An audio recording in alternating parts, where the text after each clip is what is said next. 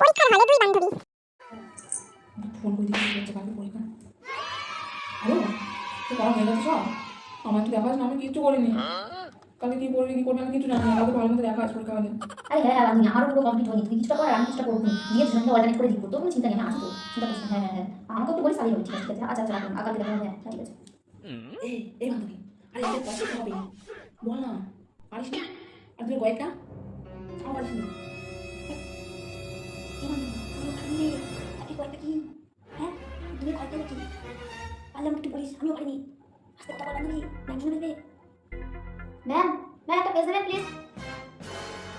Thank you. আমি পারছি না, এদিকে পেজে পড়তে দিয়ে যাচ্ছে দিয়ে যাচ্ছে আমি পারছি না। তো আজকে কাজে পারি তারপর তুই হাসা বন্ধ করে বলে নাম নেই দিয়ে যাচ্ছে দিয়ে যাচ্ছে। যা বাবা, পরীক্ষা শেষ। হে বান্ধবী, তো পরীক্ষা কেমন হলো? কথা বলবি না আমার সাথে, তোর সাথে আমার সব বন্ধুত্ব শেষ।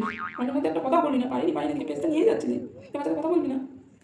যাক বাবা, আমি আবার কি করলাম?